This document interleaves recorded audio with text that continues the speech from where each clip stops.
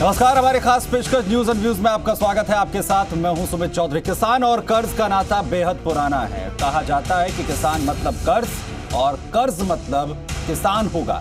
इस कर्ज के बोझ में दबकर किसान अपनी सांसों पर खुदकुशी की रस्सी कस देता है। किसानों के हाल पर मेहरबान होते हुए गहलोत सरकार ने किसानों के हक में बड़ा ऐलान कर दिया है। अब किसानों को कर्ज के लिए चक्कर नहीं काटने पड़ेंगे, बल्कि किसानों को ऑनलाइन कर्ज मिलेगा। और देश में पहली बार ये ऑनलाइन कर्ज की व्यवस्था की गई है। और ऐसे में सवाल ये है कि क्या गहलोत सरकार की इस योजना से अब किसानों के नाम पर होने वाले घोटाले रुक सकेंगे? इसी पर करेंगे चर्चा, लेकिन सबसे पहले आपको एक रिपोर्ट दिखाते हैं।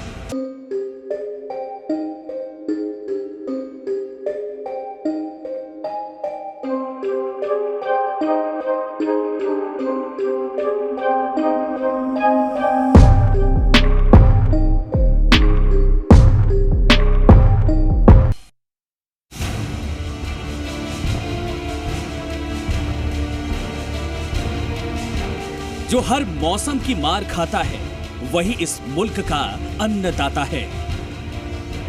कभी पानी ना होने से फसलें सूख जाती हैं, कभी कर्ज ना मिलने से किसान मर जाता है, कभी कर्ज की अदायगी ना होने पर किसान फांसी का फंदा चूम लेता है।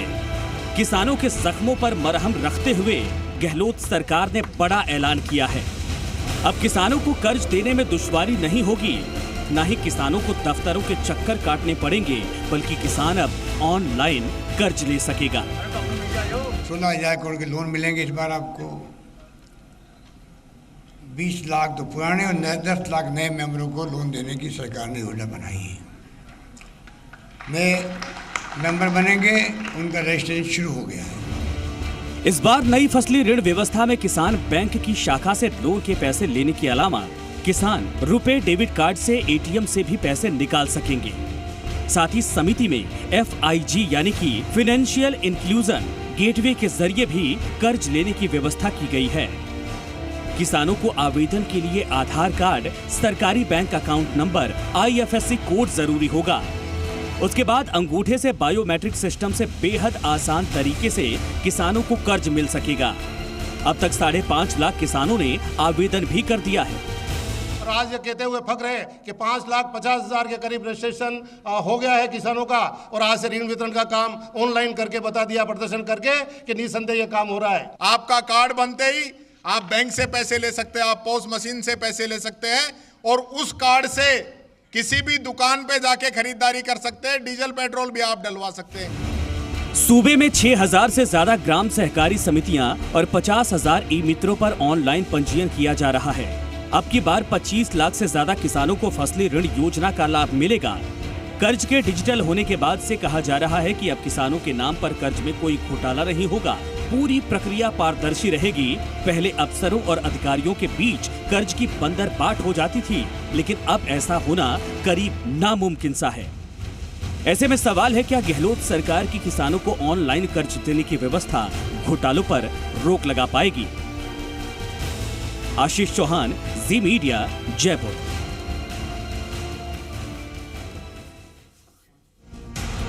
तो हर चीज जो है वो डिजिटल हो रही है और सरकार की कोशिश यही है कि इस डिजिटल की फहरिस्त में जो नाम है किसानों का भी आए और कर्ज की जो प्रक्रिया है उसे ऑनलाइन किया गया है। कोशिश ये है कि तमाम जो किसान हैं वो पूरी पारदर्शिता से कर्ज जो है आसानी से हासिल कर सकें।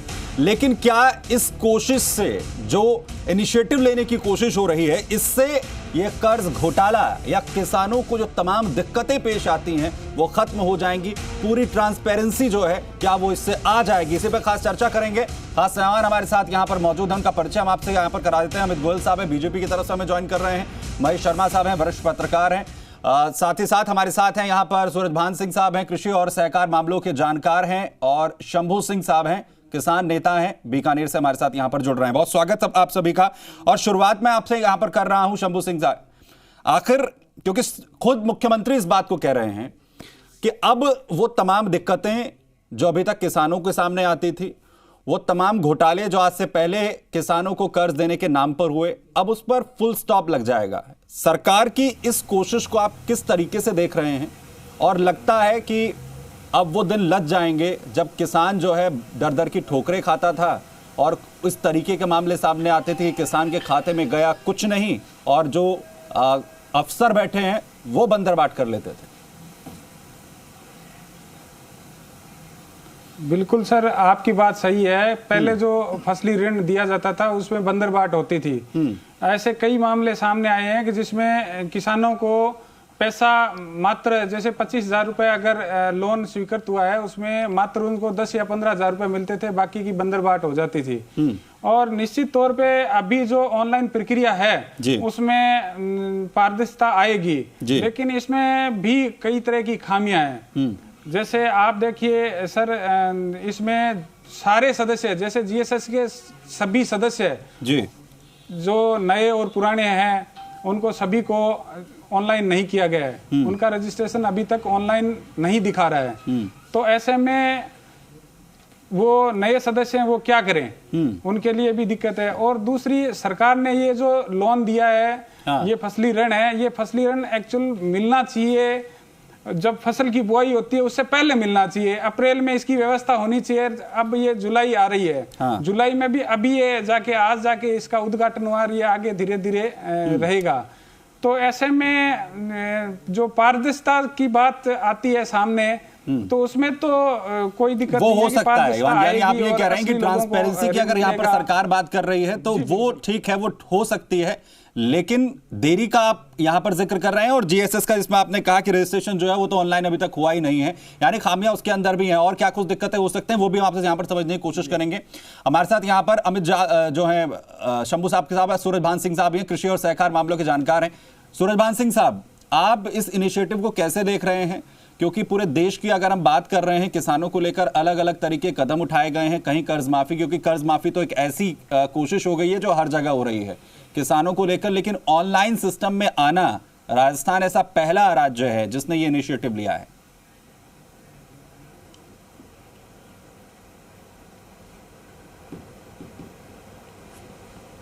आपसे आवाज बंद हो गई। सूरजभान जी, आवाज आ रही है आपको मेरी? निसंदेह जी, हाँ आ रही है आपकी आवाज जी। सूरजभान साहब, मेरा सवाल ये राजस्थान है कि में आज राजस्थान के अंदर साख आंदोलन, जी बोलिए।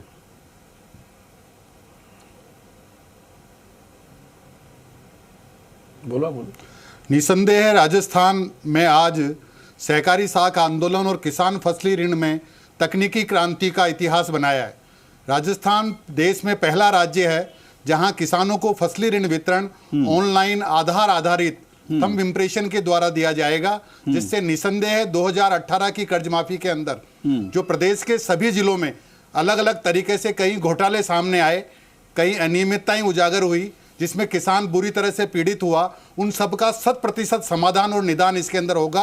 ये बहुत ही क्रांतिकारी कदम है और इससे जो भाई भतीजावाद, जातिवाद और स्थानीय राजनीति के आधार पर जो किसानों को ऋण वितरण करते वक्त पक्षपात होता था वो भी इससे नहीं हो पाएगा, क्योंकि किसान का ऑनलाइन रजिस्ट्रेशन होने के साथ ग्राम सेवा सहकारी समिति को और उसके बोर्ड को 10 दिन के अंदर रजिस्ट्रेशन पर एमसीएल का डिस्पोजल करना होगा। और अगर किसी किसान की एमसीएल स्वीकृत नहीं की जाती है तो उसको कारण बताना होगा कि फलाना किसान को क्यों नहीं ऋण स्वीकृत किया जा रहा है, और उसके बाद भी उस किसान को रिड्रेसल कमेटी के पास अपना अपील करने का अधिकार होगा कि वो उस पास अपील कर सके, और उसके वास्तविक कारण अगर पाए जाते हैं तो उनका निदान करके उस किसान को ऋण सुविधा उपलब्ध कराई जाएगी। तो ये बहुत ही क्रांतिकारी, बहुत ही तकनीकी रूप से ऐतिहासिक कदम है जो आज प्रदेश में राजस्थान के अंदर माननीय मुख्यमंत्री जी ने बिरला सभागार में उद्घाटन कर इसका कार्यक्रम शुरू किया है। इससे किसान लाभान्वित होंगे, प्रदेश के सहकारी बैंक और पैक्स कर्मचारियों की बहुत बड़ी समस्याओं का निजाम होगा, उन पर जो झूठे इल्जाम लगते हैं उनसे मुक्ति मिलेगी,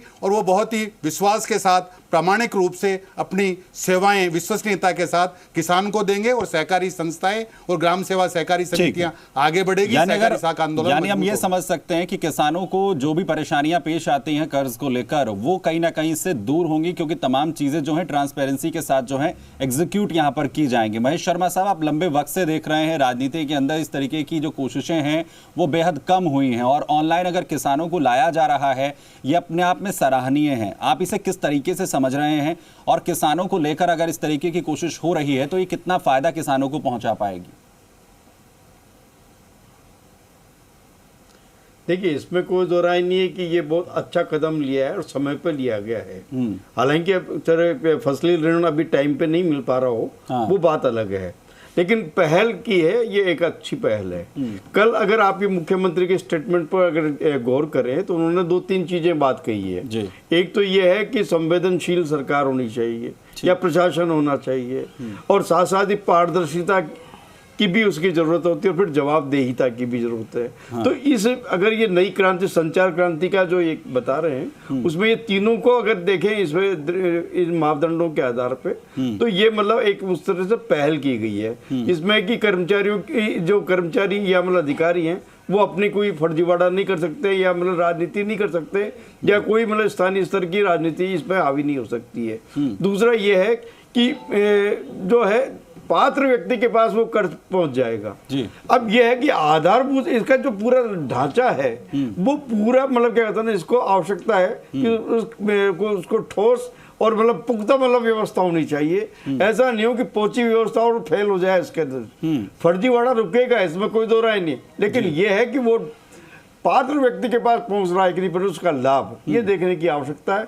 इसमें ब्यूरोक्रेसी को भी और राजनीतिक लोगों को भी और सबको मिलके ये इसको इम्प्लीमेंट करने की कोशिश करनी चाहिए। लेकिन अभी तक आप व्यवहारिक दृष्टि से देखा जाए तो हमने पोस्ट मशीनों के जरिए, अंगूठे के जरिए, छाप से हमने मतलब क्या कहते हैं राशन सामग्री का वितरण करने की व्यवस्था की थी, लेकिन उसका हर्ष क्या हुआ है कि पेड़ों पर चढ़ चढ़ के मतलब मिलता नहीं था, वो जो इंटरनेट का जो कनेक्शन है वो नहीं मिल पाता था। पेड़ों पर चढ़ चढ़ के ये करना पड़ा था। तो ऐसी कोई हालात नहीं हो जाए, बड़ी हास्यास्पद स्थिति ना हो जाए, इसके लिए आधारभूत जो इनका जो ढांचा है उसे पुख्ता करने की आवश्यकता है। और दूसरा यह है कि इसको ईमानदारी से क्रियान्वित करने की आवश्यकता है। यानी इसमें भी पूरी तरीके से कोशिश करने की जरूरत है, इसको सबको साथ आकर इस पर कि जो पूरा सिस्टम बनाया जा रहा है वो भी बेहतर इस पर काम करे। अमित गोयल साहब पीठ थपथपाएंगे सरकार की, कहेंगे कि हाँ सरकार ने बहुत अच्छा इनिशिएटिव लिया? देखिए, निश्चित रूप से मैं कह सकता हूं कि जो प्रक्रिया 2014 में नरेंद्र मोदी जी के केंद्र में प्रधानमंत्री बनने के बाद भारतीय जनता पार्टी ने अपनाई थी, राजस्थान की सरकार ने भी उस मॉडल को अपनाया है। आज आप डीबीटी के माध्यम से 1,20,000 करोड़ रुपए की सब्सिडी चोरी बचाने का जो काम मोदी जी ने किया, और आप ये मानिए कि आज जो सरकार ये कह पा रही है कि भाई हर खाते के अंदर हम पैसा पहुंचाएंगे, तो जिस तरह 37 करोड़ जनधन खाते खोले गए, जिस तरह से आधार के आधार पर ये मान लीजिए कि चीज़ों को जोड़ा गया, तो मैं समझता हूँ निश्चित रूप से सरकार ने बिल्कुल अच्छा कदम किया है, अच्छा इनिशिएटिव लिया है, और ये पूरी तरह से नरेंद्र मोदी जी की कार्यप्रणाली से प्रेरित है। तो मैं निश्चित रूप से स्वागत करता हूँ। लेकिन इसमें निश्चित रूप से 2-3 बातें हैं महत्वपूर्ण कि देखिए कि राजस्थान के किसानों के साथ बड़ी समस्या है। राजस्थान में 2 बड़ी फसलें होती हैं, एक खरीफ की, एक रबी की। और खरीफ की जो फसल होती है उसका समय लगभग जाने की स्थिति में है, जून जुलाई में। और पिछली बार की स्थिति है कि सरकार के बैंकों ने बिल्कुल भी किसानों को लोन बांटा नहीं। और आज की तारीख में खरीफ का सीजन जाने वाला है, और आप कह रहे हैं 25 लाख किसानों को हम देंगे। आज तक 5 लाख किसानों ने रजिस्ट्रेशन करवाया है। तो मैं कह रहा हूँ कब देंगे। दूसरी बात, जो बैंकों का पैसा था आपने उनको सर्टिफिकेट बांट दिए, लेकिन बैंकों का पैसा आपने चुकाया नहीं, तो बैंकों के पास पुनर्भरण नहीं हुआ पैसे का, तो ये चिंता का विषय, देखने का विषय है। तीसरी बात ये है इसके अंदर कि सरकार ने ये जो अपना प्रक्रिया अपनाई है, उस प्रक्रिया में एक जिला स्तरीय तकनीकी समिति बनेगी जो किसान की साख की लिमिट तय करेगी।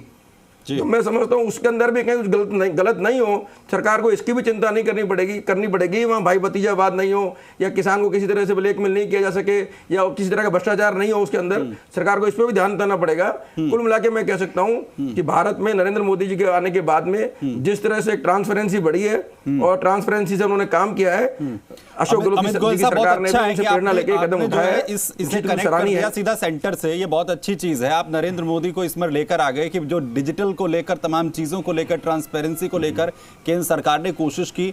तो क्या ये सवाल जो है आपसे नहीं पूछा ना जाना चाहिए कि 2014 के बाद से तो आप लोग थे, आप लोगों ने सीख लेने में इतनी देरी क्यों कर दी कि मुख्यमंत्री जो दूसरी पार्टी से बनकर आए वो सीख ले रहे हैं, आप लोगों ने देरी कर दी? आप लोगों को नहीं समझ में आया ये सिस्टम? देखिए, मैं आपको बता दूं, नहीं मैं आपको इसका जवाब देता हूं। देखिए, सुधार एक प्रक्रिया है। हमारी सरकार के समय पोस्ट मशीनों वाला काम हुआ, उससे के अंदर जो फूड सब्सिडी के अंदर पैसा जा रहा था, खराब जो लोग बेईमानी कर रहे थे, चोरी कर रहे थे, उससे वो रुकी। भामाशाह कार्ड लाए, सरकार की सभी योजनाओं का पैसा सीधा का सीधा लाभार्थी खाते में ट्रांसफर हुआ। तो ये प्रक्रिया है हमारी सरकार के अंदर। अगर ये तो राजस्थान के अंदर मान के चलिए कि किसी कारण हमको विपक्ष में बैठना पड़ा, हमारी सरकार में इस प्रक्रिया पे काम शुरू हो गया था। अब हमारी सरकार चली गई और गहलोत साहब को मौका मिला इसे लागू करने का, तो मैं कह सकता हूं कि ये प्रक्रिया है, हम उस समय लागू नहीं कर पाए, गहलोत साहब को मौका मिला, इन्होंने लागू कर दी, इतना ही फर्क है। मैं ये समझना चाहता हूं महेश शर्मा साहब कि अगर इसमें कहा जा रहा है कि ट्रांसपेरेंसी पर खासतौर पर जोर जो है वो देना चाहिए, और आपने भी जिक्र इस पे किया कि कहीं मतलब ये स्थितियां ना बन जाएं कि दिखाने के ही रह जाएं हाथी के दांत और खाने के कुछ और ही चलते रहें। और एक बहुत अच्छी चीज यहां पर जो है कही गई कि जो आप साख का जो जिक्र कर रहे हैं उसे आप ग्राउंड पर किस तरीके से लेकर आएंगे, उन तमाम चीजों को आप किस तरीके से कोरिलेट करेंगे, ये तमाम चीजें जो हैं ये कहीं ना कहीं एक चुनौती रहेगी इस पूरे सिस्टम की।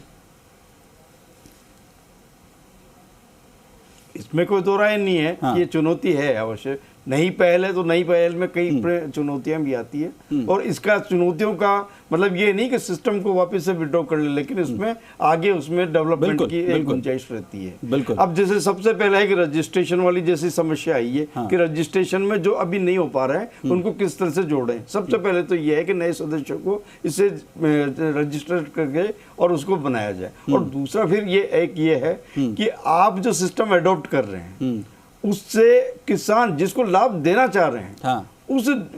उस किसान तक उसको प्रशिक्षित किया कि नहीं, वो इस सिस्टम का लाभ उठा भी पाएगा नहीं। अगर नहीं वो सक्षम नहीं है, हाँ। तो उसे प्रशिक्षित भी किया करना भी जरूरी है। हाँ। ये नहीं सिस्टम खड़ा कर दिया, आपने किसी को प्रशिक्षित नहीं किया, किसान जो अनपढ़ है वो जाके आजू बाजू में किसी से कहेगा, फिर फर्जीवाड़े नई तरीके से, जैसे आजकल के साइबर जो ठगियां हो रही है, तो उसका शिकार किसान हो जाएगा।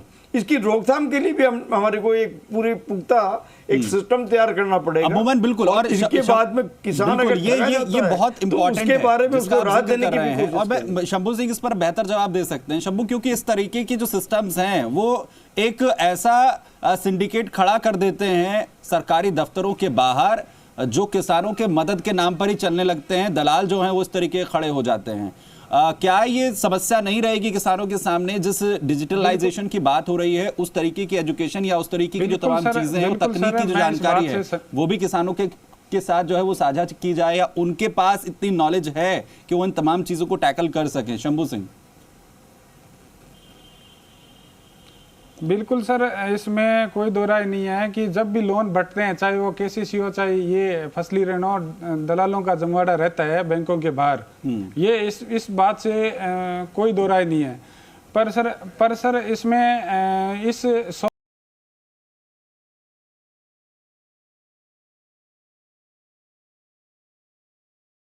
किसान खेतों में काम करता है, उसके हाथों की रेखाएं हैं वो उसमें फटने के कारण और ओटीपी फटने के कारण उसके आधार से लिंक, आधार अंगूठे के निशान नहीं आ पाते। तो उसमें ओटीपी की व्यवस्था होनी चाहिए, जो इसमें नहीं है सॉफ्टवेयर में, और उसमें किसान कहाँ जाएगा? तो ओटीपी की व्यवस्था उसी आधार में जो नंबर दिया है उसमें ओटीपी की व्यवस्था होनी चाहिए। इसके अलावा आप देखिए कि इन्होंने दो तरीके से 2 चरणों में लोन देने का काम किया कि इन्होंने कहा द्वितीय चरण में हम और देंगे।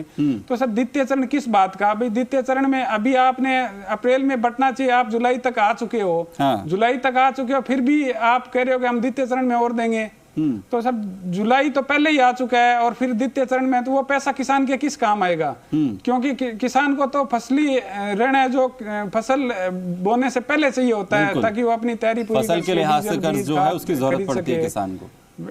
तो सर ऐसे में कहाँ जाए? बिल्कुल, मैं आपसे ही समझना चाहता हूँ सूरजभान सिंह साहब, क्योंकि अभी जो ये कह रहे हैं टेक्निकली कई बार क्या होता है कि चाहे वो ऑफलाइन का ही हम यहाँ पर जिक्र कर ले, सूरजभान साहब मैं आपके पास आ रहा हूँ, चाहे हम ऑफलाइन का यहाँ पर जिक्र कर ले, चाहे वो बैंक हो, सहकारी समितियाँ हों, उनके बाहर किस तरीके से जमावड़े जो हैं वो शुरू हो जाते हैं, गैंग जो है वो शुरू हो जाते हैं किसानों के साथ, क्योंकि उन्हें उन तमाम चीज़ों की सही तरीके से जानकारी नहीं होती है। और जिस तरीके से महेश शर्मा साहब ने कहा कि हम ये नहीं कह रहे हैं कि अब सिस्टम के अंदर इस तरीके का फॉल्ट है तो आप उसे विड्रॉ कर लीजिए, हमारी कोशिश ये है कि अगर उसमें किसी तरह की खामियां हैं तो वो निकलकर सामने आए। जिस तरीके से शंभू सिंह यहाँ पर कह रहे हैं कि ओटीपी सिस्टम जो है उस पर थोड़ा काम जो है वो किया जा सकता है, और इस सिंडिकेट से बचा जाए, इसके अंदर जो तमाम चीजें की किसी भी तरीके की अगर खामियां हैं तो उस पर जोर देने की जरूरत है। शंभू सिंह, माफ कीजिए सूरजभान साहब।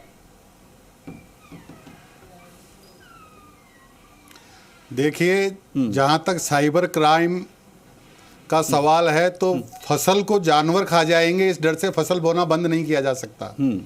और जहां तक साइबर क्राइम का सवाल है तो आप आए दिन अखबारों में पढ़ रहे होंगे कि स्वयं बैंक मैनेजर और बैंक अधिकारियों के साथ, प्रशासनिक अधिकारी और पुलिस अधिकारियों के साथ भी साइबर क्राइम घट रहे हैं। तो साइबर क्राइम की मनोवृत्ति एक लालच और उससे जुड़ी हुई लापरवाही से जुड़ी हुई मनोवृत्ति है।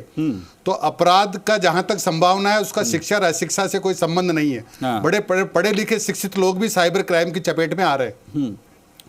और जहां तक इन्होंने कहा कि बैंक और पैक्स के बाहर दलाल, तो बैंक और पैक्स के बाहर दलाल जैसी कोई व्यवस्था व्यवहारिक रूप से नहीं है, लेकिन फिर भी फर्जीवाड़ा या इस तरह की कोई दलाल व्यवस्था को रोकने के लिए ही इस ऑनलाइन सिस्टम को इजाद किया गया है। इस ऑनलाइन सिस्टम के अंदर मैं आपको जानकारी में लाना चाहता हूं, किसान अपनी सारी सूचनाएं जाके ऑनलाइन पोर्टल के ऊपर फीड कराएगा, जिसमें उसके पास कितनी जमीन है, जमीन की प्रकृति क्या है, जमीन में कौन सी फसल बोएगा और उसके किस शाखा से जुड़ा हुआ है, बैंक की किस शाखा में किस समिति आती है, जिला कौन सा है, तहसील कौन सी है, सारी सूचनाएं उसकी फीड ऑन पोर्टल में डालने के बाद जब उसका रजिस्ट्रेशन हो जाएगा तो मशीन में से एक स्लिप निकल कर आएगी जिसमें उसकी सारी विगत और जानकारी लिखित रूप से उस रसीद के रूप में किसान को दी जाएगी, जिसके किसान के पास प्रमाण के रूप में पूरी जानकारी अपने पास उपलब्ध रहेगी।